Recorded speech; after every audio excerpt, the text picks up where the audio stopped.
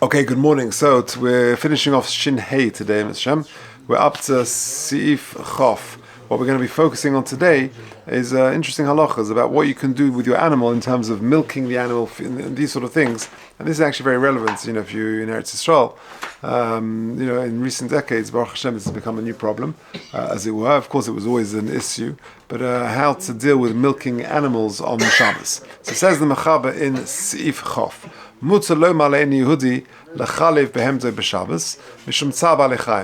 You're allowed to tell a non-Jewish person to milk your animal on Shabbos because it's tzar balei chaim, she'achol of metzaro. If the animal can't milk, then it's going to be in distress. But that milk which the animal produces that day is also. But you've actually got to sort of give it over to the non-Jewish person and buy it back from him. They shouldn't look that he's milking it for the benefit of a Jew. Okay, let's see the Mishnah Berurah.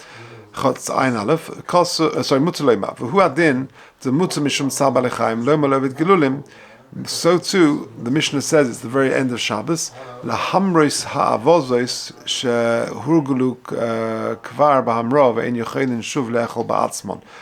to do hamra. Hamra is force feeding. You basically take the animal and you stuff the food down its throat, and hamra means it gets to the point where it goes down so far down that it can't sort of regurgitate the food. So it's a form of feeding the animal. You can only do it once a day because once you've fed the animal, then it feels satiated and it will no longer be in distress. So you're doing this to help the animal because it can't quite manage itself. It's mashma over there in the Gemara in Shabbos that if there's no any Yehudi to do it, the Yisrael himself can do it.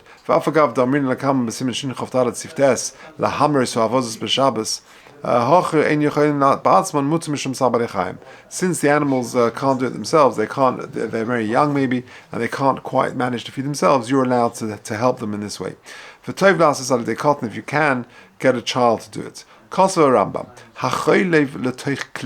If you milk the animal into like a milk churn or into some sort of keli, chayev, that's an issa deraisa. If there's some food in there, then it's potter. When we call mokum isura yesh, but there's still an issa to call pot Shabbos potter aval also. When it says potter, it's potter aval also. But when it comes to milking, even the toich eichel is also given the behema eina ruya lachila, because the whole heta of chaylev is where you've detached the liquid from the eichel, but this behema is not roy la eichel, not roy la chila, having muktzah, because it's considered muktzah. So let's take a look at a couple of footnotes. 34, first of all.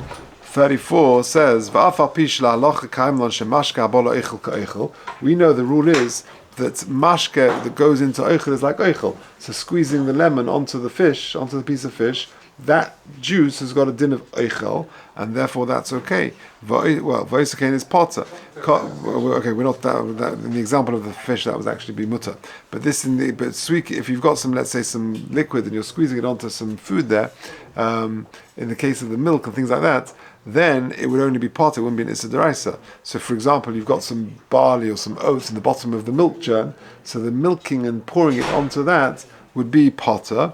And kosav lekamon shekivin shledas Rabbeinu Chananel hasoichet peris v'tzorches amashke hayotzim hem over issa deraisa. If you squeeze fruit and because you want the liquid that emerges, according to Rabbeinu Chananel, that is an issa deraisa. We paskin it's only for olives and for grapes, but the Rabbeinu Chananel says anytime you want the drink, it's going to be also. Tov lahachmin kedvar v'oisakein tovel of bracha.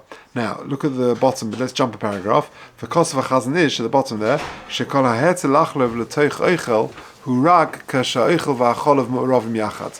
It's not an eitzah if you want to milk animals nowadays to put food at the bottom of the milk churn, because says the Chazon Ish, it's got to be that the milk and the eichel is fully mixed together. But if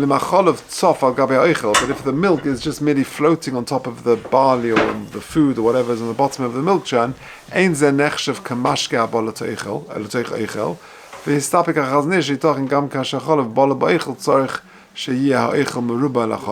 not only is it got to be mixed fully into the eichel, that you've got to have eichel which is merubim in the cholov.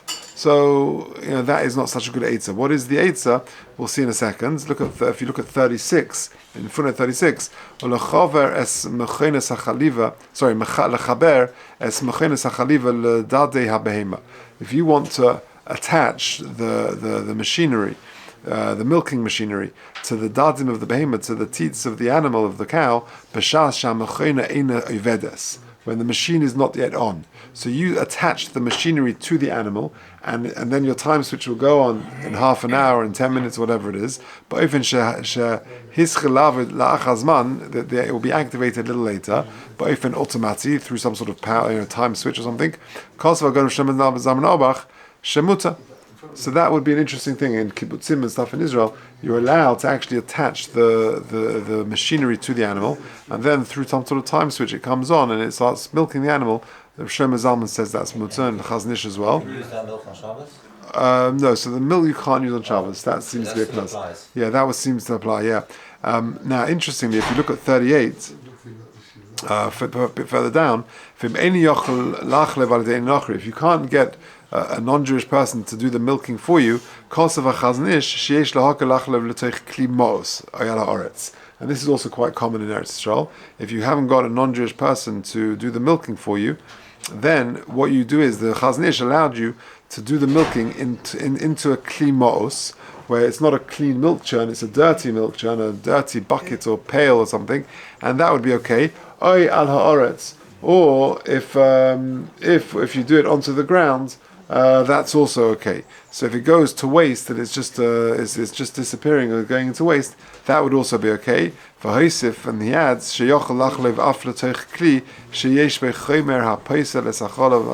got things in there which puzzles the milk, whether it's isurim or whether it's fairy liquid or detergents or things like that, so that would be okay. So in short, the heterim to milk nowadays, to milk the animals, it's allowed mishum tzar balei chayim. But it's mutter to tell a non-Jewish person to do it. So nowadays, if even in the farms back in Eastern Europe, or whether it's in kibbutzim in Eretz Yisrael, either you get the non-Jewish person to do it, or you attach the machinery to the animal before the machinery is on, and then the time switch comes on, and then it automatically milks it, or you collect the milk in a dirty bucket or milk churn where it's not going to be usable, or you milk it and it goes on the ground and it goes to waste. So all of those are there, they're allowed mishum tzar balei chayim of the animal, because it's a pain for the animal, it causes distress for the animal not to be able to milk. Okay, iron base. Let's continue the Mishnah Berurah here. V'achol of osa. Oh, Yossi, that's what you were saying. Mishum mashkin shezovu mipeiros ha'imdim l'schita. There is an issa of water that emerges from peiros which are omed l'schita. That's a siman in hilchas schita, in schita I mean. To come on b'siman shinchof sif aleph da'asurin. V'honamid lahodamya, and this is comparable to that, and therefore the milk on the day of Shabbos itself is osa. V'yesh oimrim shetzarich svir luhu. So the Mechaber added a second shita. Svir lu da'amir lechalev lo heter klal. The Amira Lachlev to tell the guy to do the milking is not allowed. Only if he's doing it for his own benefit, and therefore you got to pay him by Yisrael, and therefore he buys it back from him. And we are knowing like the first svara to Mishum Sabali Chaim, Shari Amir Lein Yehudi Lechalev. You're allowed to tell the non-Jewish person Amir La'akim is muta because of the Tzar Balei Chaim if the animal wouldn't milk. Bein Lein Yehudi Min Hashuk, Bein LaShvachas Sheniskaris L'Chol Hashana. Whether you get a non-Jewish person from the street or whether you get one of the employees, the maids, the milkmaids, Lemlachtei. Ve'ein Limchis B'Yodam Mikol Mokum Tov Sheichal Lein Yehudi L'Teich Eichel Tavlei Shvus Teshvus. If you can, even if you get the guy to do it, then better to get the non-Jewish person to milk into Eichel, and then you've got a Shvus Teshvus, which is certainly okay for Tzar Balei Chaim. Okay, Chof Aleph. Gevinos she'osos hashvachas, milk made by the maids, me'atzmon, they do it themselves, me'cholov shel Yisrael, using Jewish milk, muta, that's okay, kimin she'ena oimer lohen sheyasu. You're not telling your shvachas to do it, they just take the milk and start making cheese, so that is okay. Chaf Aleph says in the Mishnah Berurah in Ayin Dalet, muta kiven v'chula hainu, the mistama daita denafshi ka'avda. If the shvachas choose to take the milk and start making cheese, that they're doing it on their own back, and that's okay. They comment on this and they say, Since they're ultimately taking Yiddish milk, and the Yisrael, the Jewish owner, will see them and is silent. It's very hard to say that they're doing it, daita denafshe. It looks like it's daita Yisrael. That the owner is happy with this. Even if they take the milk to a non-Jewish home, you should protest and tell her to stop. Certainly if they're doing it in a Jewish home. He's got another problem for them doing it adait nafshe and being lenient.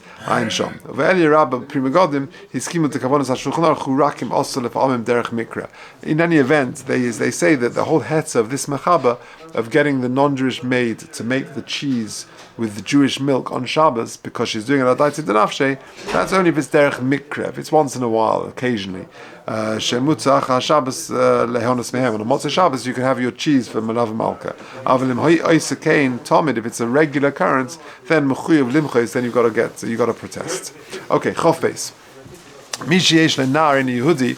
You've got a non-Jewish lad on your farm or something, on your estate, and he's riding your animal on Shabbos, and it's taking the horse to the river to drink or something like that. You don't have to stop this non-Jewish child from riding the horse on Shabbos. Why? The whole problem is shvisas behemtoi, and your animal can't do work. But that's not called work because there's the rule of Chaim noises atzmai. The living person is like carrying himself, as it were, and therefore it's not considered that your horse or your animal is doing work. But you can't put anything else on the horse because then you're going to have a problem of the animal working. Says the Mishnah Berurah Ayin Hey, it's not called carrying. That you need to stop it because of violation of shvisas behemtoi. We say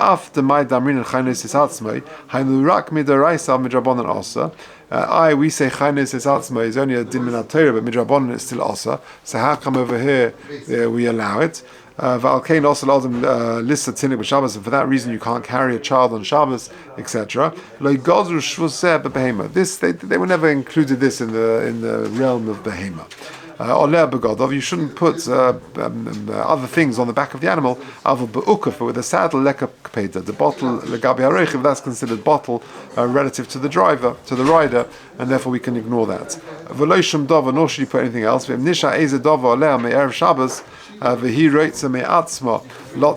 you put something there on before Shabbos and then the non-Jewish kid took the animal out, then you've got to stop it because of the mitzvah of Shvisas Behemtoi.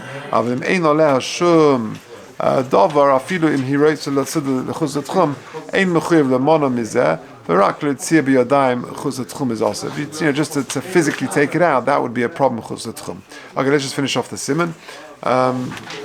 Says the Mechaba Chaf Gimel, Mutza limsar sus oy pered oy chamar l'roy any Yehudi. You're allowed to give your horse, donkey, or mule to a non-Jewish shepherd. Afal pi she'en Yehudi mishtamish bohem b'Shabbos ein bekach klum. Even though this non-Jewish person uses the animal on Shabbos, kim shlem edas Yisrael hu oisa. He's doing it on his own for his own intentions. For ein mamtzin l'skiras mimen, and he's not waiting for payment for this. V'im royehu mishtamish bo b'Shabbos mechbiyad. If you see that he's taking your animal and he's working it hard, then you've got to stop him. And certainly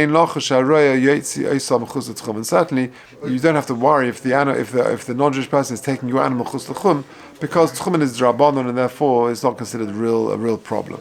Says the Mishnah Berurah Ayin Ches, ve'ena mamtin l'schiras mimenu, rotzalei medzelakach mutza limser lechatchila b'Shabbos. That you're allowed to pass it over to a non-Jewish person before Shabbos. Ta'roeh meratet l'hishtamish b'Shabbos, because the non-Jewish shepherd is careful not to work it on Shabbos. Shelo ye'onish al zeh b'dinehem, that he won't sort of break the law. Kim shelo moslo l'chakal, because I just gave it to him to look after, but not to work. Avol lahaskiv lahashalen Yehudi also. But to rent out or to lend out even your animal to a non-Jewish person on Shabbos is also. Even if you stipulate that you can't work the animal and it's got to rest on Shabbos because it's your animal still. Because since ultimately you've rented out your animal to work during the week, Eina mirtat kolkach. The non-Jewish tenant, lessee, is not going to be scared. Ki yom belibo, he'll say to himself, "Ba'ad yom haShabbos er lo hisiv lo lefi erech hamagia liyom." Okay, I'll work it Sunday to Friday, and the Jew won't know if I work a little bit on Shabbos. I'll be most of a shtickle. I'll be fine. V'chein b'she'elan, so too if he borrows it. He'll think that there'll be some sort of quid pro quo, some sort of benefit that the Jew will get back. But here in our sif, he's just doing it to send out to graze, to pasture in the field. And therefore he'll be careful, he'll be scared not to do melacha with your animal, klal, even if he pays for it. Because that's not what is, even if I'm paying him to just shepherd my animals, to pasture in the field, that he's going to be worried to actually work the animal. And that's why if you see that he actually is doing work, then you've got to stop the roya from doing work with the animal. For Kolsh came to in Lochash, and certainly to take him out to the Chutchum, we're not worried. Ayin tes. Vafilu imhu roya ein sorech limchas. Even if you see him going chutz to Tchum, you don't have to protest. The davkol etzib yodayim is also, but it's just that you can't physically take it out. V'chanal. V'chol zeh kashen Yehudi metzia me'atzmai. That's if he's taking him out on his own accord. Avol tzavoyse b'Shabbos latzia chutz to Tchum liresham, but to command him, to instruct him to do it, to take him chutz to Tchum, I'm a prima godim shemistapik of zeh. That's already a sofik, and then prima godim. But nochen lahachmir not to. V'chein kosu b'chai adam. U'mitam zeh im merlichin shavarim lemokum acher limka. You take the oxen to another place to sell them. Also, limso lehem b'Shabbos afilim kotz asim in Yehudi kva al zeho inyan kodim Shabbos. You can't do that. Davi kamas nemel helechus l'tchum. Aval limso le'er ba'avri Shabbos. But to give him on, to hand him over on erev Shabbos, afilim yolichenu b'Shabbos chutz l'shalosh pasos. Sorry, that would be okay. Shaharoya yetzi v'yesh machmirim b'dova shel limso le b'Shabbos v'olim nogin kayom hetzer b'dova, to allow the non-Jewish person to take the animal chutz l'tchum. Okay, say that. That's the end of that sermon.